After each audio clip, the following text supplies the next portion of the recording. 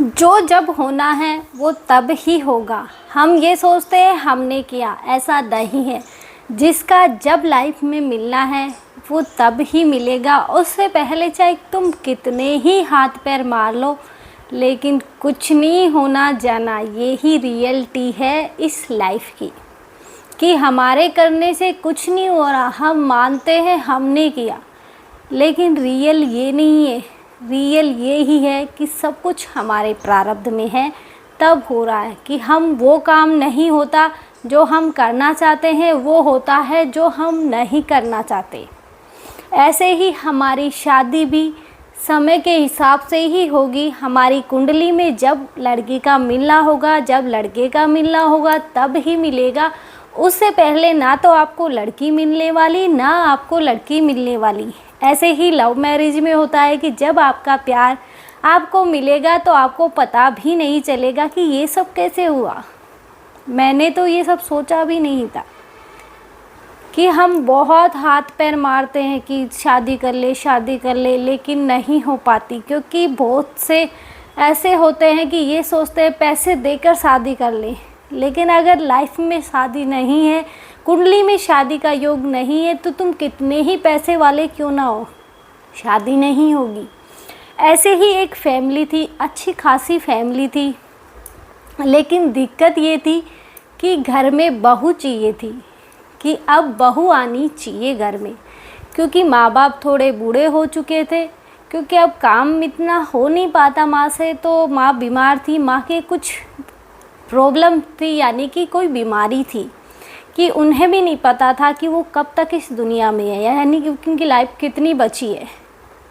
क्योंकि बीमारी है, कब क्या हो पता नहीं। ऐसे ही अब माँ की डिमांड थी कि मुझे बहू, मैं जाते जाते बहू का मुंह देखना चाहती हूँ। ये गांव में ये होता है, शहरों की मुझे पता नहीं, कि मैं बहू का मुंह देखना चाहती हूँ कि जाते जाते एक बार ये खुशी भी देख लूँ कि मेरे बेटी की शादी हो गई। लेकिन अब बात आती है कि अब लड़की कहाँ से आएगी। उन्होंने जी जान कोशिश में लगा दी कि अब शादी करनी है, माँ को बहू का मुंह दिखाना है। क्योंकि लड़के काम कर लेते थे, अब माँ की सहायता तो करनी पड़ेगी कि झाड़ू पोछा कर लिया, बर्तन कर लिया। माँ के बस की नहीं थी, रोटी भी खुद बना ली। लेकिन अब माँ को परेशानी तो होती ही है कि मेरे बेटे काम कर रहे हैं। बहू होती तो वो काम करती, लेकिन अब बहू कहाँ से आए, जब किस्मत में होगी तभी तो मिलेगी। उन्होंने बहुत कोशिश की, यहाँ तक कि हर शादी में जाते तो वो वहाँ बात चलाते, कहीं भी जाते तो वो शादी की बात चलाते, लेकिन कुछ भी नहीं हो रहा था। कि उन्होंने ये समझो कि क्या नहीं किया शादी करने के लिए। यहाँ तक कि ये भी कोशिश कर ली कि कोई पैसे में ही दे दे, लेकिन पैसे में भी नहीं मिली। क्योंकि कुंडली में शादी का योग ही नहीं था। अभी शादी जब होनी है वो तब ही होगी, हमारे करने से कुछ नहीं होगी, या हमारे हाथ पैर मारने से शादी नहीं होने वाली। किस्मत में जब शादी लिखी वो तब ही होनी है। इसलिए हमें हमारे माइंड से ये चीज़ें निकाल देनी है कि हम शादी नहीं करेंगे, हम शादी नहीं करेंगे। ऐसे ही जो हमारे मतलब सास ससुर है मेरे, वो ये बोलते हैं कि जो मेरे हस्बैंड थे उनके बड़े भाई, मतलब दोनों में ये था कि जब उनकी शादी नहीं हुई थी तो जो भी कोई घर पे आता था वो रास्ते से ही भगा आते थे, कि घर तक तो उन्हें पहुंचने भी नहीं देते थे। तो ऐसे ही एक उनके दो लड़कियों का रिश्ता है। नौकरी वाली लड़की थी कि मतलब सरकारी नौकरी लग चुकी थी, तो उन दोनों के भाइयों के लिए रिश्ता है। लेकिन यहाँ भी सेम कंडीशन हुई, उन्होंने घर नहीं पहुँचने दिया, रास्ते में से ही वापस लौटा दिया कि हमें शादी नहीं करनी। लेकिन अब जो हमारी सासू माँ है वो ये बोलती है कि काश उस दिन इन्होंने शादी कर ली होती तो आज हमारी बहू सरकारी नौकरी होती। तो ये सोचना भी मुझे नहीं लगता ठीक है, क्योंकि किस्मत में जिसका मिलना है वो ही मिलेगा। तुम्हें सरकारी नौकरी है ही नहीं तो मिल कहाँ से जाएगी। ऐसे ही उन्होंने जी जान कोशिश में लगा दी, पैसे तक की कोशिश कर ली कि पैसे में हो जाए। रिश्तेदारी सब में ट्राई की, लेकिन कुछ नहीं हुआ। अब माँ की हालत और ख़राब होने लग गई, और कंडीशन ये हो गई कि एक दिन माँ का स्वर्गवास हो गया। बिना बहू का मुंह देखे ही वो चली गई। लेकिन अब उनका शादी का योग बनने वाला था कि कुछ ही महीने माँ को गए हुए थे कि ऑटोमेटिक सामने से उन्होंने पहले तो इतनी कोशिशें करी, लेकिन अब सामने से चल के रिश्ता आया। और रिश्ता भी ऐसा आया कि कुंडली उंडली हाथों हाथ मिल गई कि कोई दिक्कत नहीं है, सब कुछ मतलब अच्छी जोड़ी मिल रही है। शादी भी इतनी जल्दी फिक्स हो गई कि इतनी जल्दी तो होती भी नहीं है, कि इस बार किसी ने अड़चन तक नहीं की। कि बहुत से गांव में अधिकतर होता है कि जिसकी शादी होनी होती है, अब सामने वाले के माले मेरा लड़का भी कंवारा है, इसके शादी कैसे हो जाएगी। तो जहाँ लड़की वाले हैं वहाँ जाके वो बात चलाएगा, वो ये बोलेगा कि वो ऐसे ऐसे सारी बुराइयाँ निकाल देगा और खुद के ले जाएगा उसे। लेकिन प्रॉब्लम ये, अगर खुद के भी नहीं लिखी होती तो खुद के भी नहीं होती। तो अधिकतर ये होता है क्योंकि आजकल लड़कियां मिलती नहीं है, सबको बहू चाहिए पर बेटी नहीं चाहिए, कि सबको बहू चाहिए। ऐसे बहुत लोग करते हैं कि किसी का घर बसते बसते उजाड़ देते हैं, लेकिन इनमें उनकी गलती नहीं होती, वो एक माध्यम है वो शादी को रोकने का। इसलिए भगवान श्री कृष्ण कहते हैं कि तुम एक माध्यम हो, तुम कुछ नहीं कर रहे, सब मैं कर रहा हूँ, कि तुम तो एक माध्यम बने हो।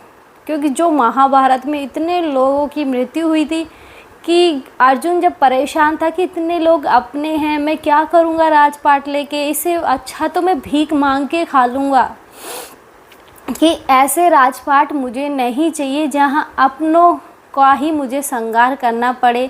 तब भगवान श्री कृष्ण ने कहा था कि तुम इन्हें कुछ नहीं कर रहे, इन्हें तो मैंने पहले ही मृत्यु को प्राप्त कर दिया है, कि इन्हें तो मैंने पहले ही मार दिया है, अब तुम एक माध्यम हो बस, बाकी कुछ नहीं हो। अगर तुम नहीं चाहोगे तो भी ये जाएंगे। इसलिए तुम ये मत सोचो कि हमने उसकी शादी रोक दी, हमने ये किया, अच्छा हुआ उसकी शादी नहीं हुई।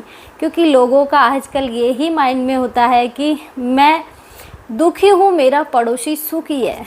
लेकिन कहानी कुछ और होती है कि हम अपना सुख भी भूल जाते हैं और दुख में घुसते जाते हैं कि सामने वाला का सुख क्यों देखना है, चाहे वो कितना हमसे भी बुरा है वो, लेकिन वो भी सुखी नज़र आएगा हमें कि वो सुखी है।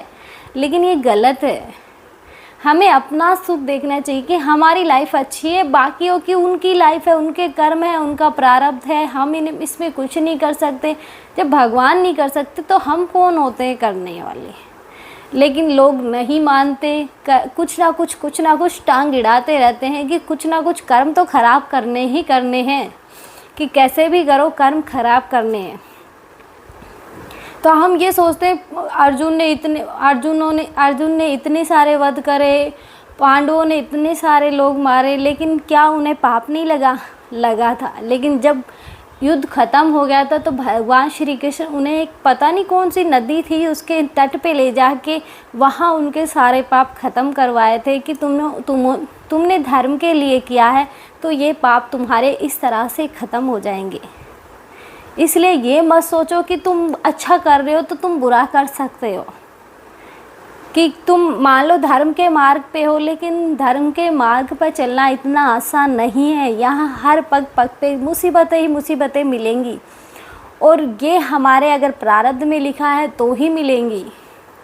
इसलिए जिसका जब मिलना है वो तब मिलेगा, और जिसकी शादी तब होनी है वो तब ही होगी। बहुत से लोगों की 60-60 साल में जाके होती है, और बहुत से लोगों की दूसरी शादी तक हो जाती है। एक शादी हो गई, बीवी है या छोड़ के चली गई या भगवान को प्यारी हो गई, फिर भी उनकी दूसरी शादी हो जाती है। लेकिन बहुत से लोगों की एक शादी नहीं होती है तो बहुत ज़्यादा उम्र में जाके होती है कि वो सारा सुख बाद में बुढ़ापे में जाके लेते हैं। तो ये सब जैसा प्रारब्ध में लिखा है वैसा ही तो होगा, हमारे करने से कुछ नहीं होता। हम ये सोचते हैं कि हम कर रहे हैं, नहीं, हम पैसे देकर भी नहीं कर सकते, कि पैसे से सब कुछ मुमकिन नहीं है। कि तुम ये सोचो कि पैसों से सब कुछ मुमकिन कर लेंगे, नहीं। अगर तुम्हारे भाग्य में पैसे हैं, लड़की नहीं है तो नहीं ही है। ऐसे ही एक बहुत पैसे वाला आदमी था कि मतलब जान पहचान थी, लेकिन नाम नहीं बताना चाहती, कि बहुत पैसे वाला था, कि इतने पैसे थे कि मतलब करोड़ों, 2 करोड़ 2 करोड़ इतना तो समझ ही लो कि अच्छा खासा अमीर आदमी था। लेकिन समस्या ये थी कि ना तो उसकी शादी हुई थी, ना उसके खाने पीने वाला कोई था, कि कोई नहीं था, वो अकेला था बस। और शादी भी नहीं हुई, तो अब क्या करे उस पैसे का? क्यों, उसके पास तो पैसे थे ना, वो शादी कर सकता था, लेकिन बहुत कोशिश की, हुई नहीं। इसलिए जब तक हमारी किस्मत या प्रारब्ध में शादी भी नहीं है, तो तब तक शादी भी नहीं हो सकती। हम ये सोचते हैं कि हम कर लेंगे, क्यों नहीं कर सकते? तुम नहीं कर सकते। अगर किस्मत में लिखी है तो हो जाएगी, नहीं लिखी तो नहीं होगी। इसलिए जो होता है अच्छे के लिए होता है, ये ही सोच के आगे बढ़े। आज के लिए इतना ही। जय श्री राम।